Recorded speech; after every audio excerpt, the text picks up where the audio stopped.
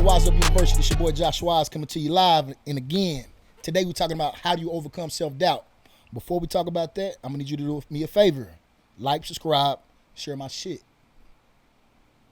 Thank you. All right, so I got a question by a young cat, Josh, how do you overcome self-doubt? Actually, this is a big one for me because I don't think people understand like there's a difference between motion and action. I had a lot of motion going on the last 9 years, but I never really capitalized on my action. Like, I remember a time I was training a client. She was it was like probably 22 months ago. And she used to be a former Dallas police officer. And she was like, Josh, I think we was a month in our session. She was like, Josh, why the fuck aren't you not a millionaire yet? And I kind of like, damn, you made that shit sound like it's easy. But lo and behold, 2 to 3 years, it took her 2 to 3 years to hit a gross $1 million in sales in her business after leaving her 9 to 5. So in my head, I'm like, what was the biggest difference for you? She was like, Josh, I manifested, I visualized. I had posters all over my walls and da-da-da-da-da. I dreamed it, I slept on it, and all this extra shit. And in my head, I'm like, yeah, that sound good, but does that shit really work? And she said, Josh, don't knock it till you try it. And I really didn't even think about it until I started meditating and doing my breath work. I started looking up Neville Goddard. I think that's his name, Goddard Neville. He says that feeling is the secret. And once you capitalize on the feeling, if you can produce the feeling, you can actually go attract it physically. Because your mind and body doesn't know what's going on. Like your mind literally can make you sick. So if it can make you sick, it can make you heal. If it can make you heal, it can make you rich. So with that being said, I picked up a lot of mindset shifts. In today's age, and back in Jesus' age, that was called a miracle, a paradigm shift. So when you change your mindset, that's a real life miracle. So my miracle makers, I got 10 of them that propelled me from self-sabotage, self-destruction, self-doubt, to self-expansion, self-abundance, to self-knowledge. Now, it starts off with practice self-awareness. And that is the main goal of WiseUp Apparel, is to stay alert, stay aware, to be informed, to be sophisticated, to make sure your strengths are not fucking up your weaknesses. No, your weakness is not fucking up your strengths. So with that being said, make sure that whatever you're doing in life, like say for instance, I'm a trainer. That means I have to be a good person before I'm a personal trainer. Don't let your attitude, your demons, bring your demons to work to where you literally kill your business just based off how fucked up of a person you are. So I told my homeboy Tay, I'm like, hey bro, I know you was a Marine back in the day, but this is civilian lifestyle. Ease up a little bit. That nonchalant, cool guy, I get it, bro. Trust me, I get it. But clients want to see energy. Clients want to feel you. Hey, I got your back. You got my back. I want you to be consistent. There's a lot of people in this world who just expect people to come buy from them just because they're a trainer. No, people love to buy because they like you first. Then you do a good job. And then you tell the world about it. Now, that's a definition of wise up in action. Now, cut off the negative self-talk. When you cut off the negative self-talk, put it like this. My son was here for the summer. We was in there doing core exercises, diaphragm breathing, a lot of stuff that grown-ups can't even do. And like 5-10 minutes in, I seen tears rolling down his face. He getting frustrated. I'm like, bro, Jax, what's going on? Why are you crying? First thing he said, I can never do anything right. And I paused and I almost cried. I'm like, bro, what are you talking about? You just been doing this for 5 minutes like you just learned this. He said, my coach. I said, your coach? What does your coach have to do with today right now? And it's what a lot of people end up doing when they're 9, 10, 11, 12 years old, but they never say anything about it. And I'm glad I had my son in that moment because knowing what I know now, that right there would be a self-sabotaging behavior forever if he would have got that out his way that day. So the negative self-talk, stop it. Go to the point in time to where that moment in time where you feel like you couldn't achieve something, where you couldn't accomplish something. Go to that day, hug that son, hug that child, whoever it may be, that inner child. Hug him. Let him, it's okay. It's okay to be done for a moment. It's okay to fuck up. You're not perfect. Nobody perfect. But keep going. It's going to get better. Just start getting used to failing because the more you fail, the more you learn. The more you learn, the more you can turn them losses into lessons. And so after I got that into his head, it's like, bro, like, don't let your coach dictate tomorrow. Your coach is coaching you. He's not in the NBA. I told him a story about what's in your cup. So if he's having a bad day, he's mad at his wife and he come to practice and he's taking the energy out on you, that means he's just pissed off because somebody else pissed him off, not the fact that you didn't do something right. He's coaching 6, 7, 8, 9, 10th graders. That job is not that damn important for him to get that mad at you. That's called projection. My son wiped his tears, got back focused. Cool, I got it. Thank you, Daddy. But that's what grown-ups need to do every day if they're trying to get to their higher self. Because again, if you don't figure it out at 12, you don't figure it out at 24. If you don't figure it out at 24, you're going to still run into the same problems at 48. And again, I deal with 12-year-olds who are 50 years old, still to this day.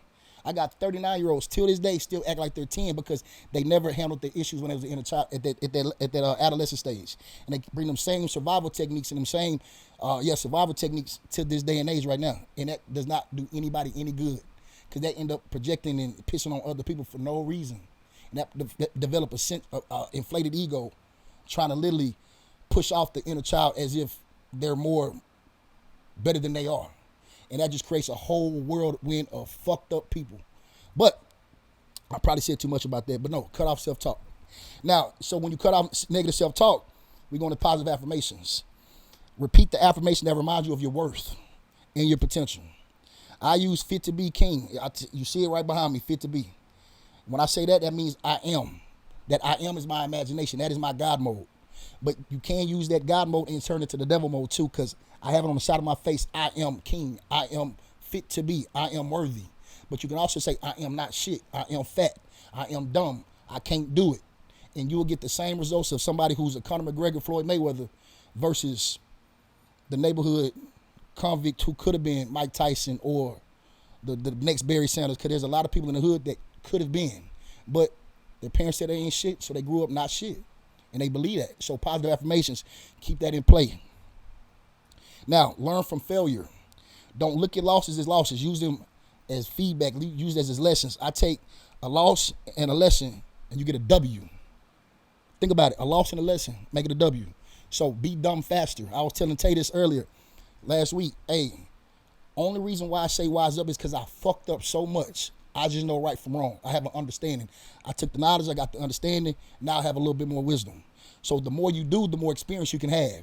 So that's why there's a lot of people who are billionaires, but guess what? It took them millions to lose to become a millionaire.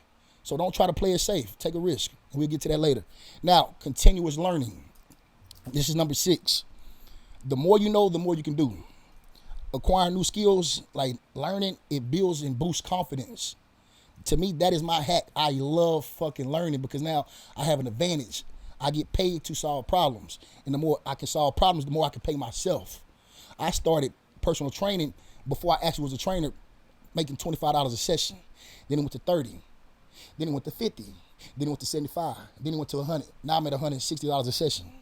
But it took time, it took dedication, it took persistence, and also took a lot of value in money to grow into who I am today. But just don't expect it to happen like that. You have to pay your dues. Now, number 7, this is what my client was talking about, visualize and meditate. This has been the single best practice I picked up in the last 18 months. Ever since I started doing Cambo, the transformational breath work, I firmly believe this is why I ended up getting 2 gyms in 18 months. It took me 9 years to get 1. In less than 2 years, I would have 3. Knock on wood. Let me make sure I don't jinx myself. I don't like talking about stuff I don't have, but I'm 99.9% sure my guy will come through. And I haven't seen him in 15 years. And that's the crazy thing about it. Like, I said his name that day. I was doing my hape, did my manifestation, and I said, so-and-so gonna come in, give me $100,000, and boom, go get your gym, Josh. But it wasn't like that. He's like, hey, bro. I see. Didn't even tell me, didn't even call me, didn't text me, just pulled up. See a $130,000 truck pull up outside. I'm like, who the fuck is that? Oh shit, I ain't seen them since fucking 2008, 2007. Like, that was at a football camp. But that's the manifestation. That's the feeling. That's the secret. We talked about the blueprint. We spoke for 4 hours about the next level gym that we're gonna get, and that's a sports complex. But again, that's the visualization. That's the meditation. The feeling is the secret. Now, mentorship. This is where another hack. Goes and ties into joy of continuous learning. I probably spent more money on my continuing education than most people put on their down payment on their dream house. Just in the last, just this year, this first quarter, I probably spent $35,000-$40,000 just on mentorship. I don't know. I don't have the blueprint. I don't have people telling me what to do. I have to go seek the knowledge either through learning or somebody else teaching me the game faster. So back in the day, I didn't have the money to go buy mentorships. I bought YouTube courses, Udemy courses, Kajabi courses. Went to half-price books, learned from the books. Then as I start making more money, okay, cool, let me put $5,000 here. Let me put $7,500 here. Let me go $5,000 here again. But that's the only way to grow fast. So if you got time, learn. If you got money, spend that money to learn faster. So find you a mentorship. Find somebody who's doing what you're doing, and that would eliminate a lot of that because you're learning their pain points quicker. Now, going to number 9, turn pain into pleasure. Bodybuilding taught me that. A lot of people do not want to suffer in the gym. They don't want to get strong. They want to look fit, but they don't want to get strong. With strong, you got to break yourself all the way down. So I look at pain as pleasure. So the more I hurt in the gym and the more I sleep, guess what? The stronger I'll be tomorrow. And that's a life aspect, not just a fitness aspect. So Phil Stutz, look him up. He taught me a lot, and it's kind of funny because this is how we actually do our transformational breath work. When we see our, let's say, self-sabotaging beliefs, and we change that self-sabotaging belief for self-expansion or self-confidence, what we'll do is we face the pain, then we move toward the pain, then you're free. So if you don't go through it, how can you grow through it? So understand, turn your pain into pleasure. Now, number 10, take a risk every day. If you do something scary every day, you just start building a habit of making it a game. It's like literally rolling dice. It's like playing, like you're betting on yourself every single day.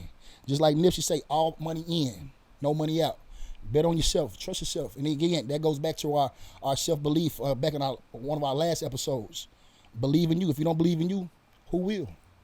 So again, let me go back and recap my 10 strategies that have been propelling me forward to beating self-doubt. Practice self-awareness, self-reflect. Don't let your weakness fuck up your strengths. Number 2, cut off all negative self-talk. Treat yourself like you're your own best friend. So number 3, attitude of gratitude. If you don't appreciate what you have, it will be very hard for you to go to the next level. And that was the thing for me. I had to literally learn to start appreciating the things that was around me because I wanted so much, so more. And my ambition was taking me to places, and I seen it, I smelled it, but I never took time to smell the roses today. To be like, damn, I really do have my own gym. And then when I got my second gym, that was the first thing I did. I'm proud of you, Josh. Good stuff, Josh, like you're doing it. Now I can actually say that. Now look at my apparel, like I wasn't even a fan of my own apparel, but now I figured it out. So now I have an attitude of gratitude, and I'm getting blessed in all directions because of just my attitude of gratitude. Number 4, positive affirmations. Only repeat what you want to see. Go look in the mirror. I am worthy. I am great. I am him or her. Number 5, learn from failures. Remember, losses, lessons, make it a W. That turns into a W. Now, continuous learning. Always invest in self. You can always know more. Knowing more is more powerful than you know. But you got to know more to do more to be more. Number 7, visualize and meditate. The feeling is the secret. If you can see, you can achieve it. As cliche as shit sound, it's very, very doable because I'm living fucking proof. I started at the front desk at 24-hour fitness. I saw this already. I'm not surprised. It took me a long time, but I'm not surprised because I already smelt it. I already seen it. Number 8, mentorship. Get you somebody who's doing what you're doing. Even if it's not Tony Robbins, get the next guy, Trent Shelton. If it ain't Trent Shelton, get the guy that's next to Trent Shelton.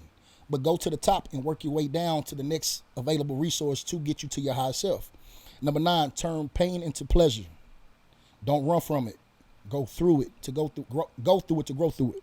Number 10, take a risk every day. Bet on yourself. Roll that dice. All money in, no money out. Believe in you. If you don't believe in you, who will? Thanks. See you at the top.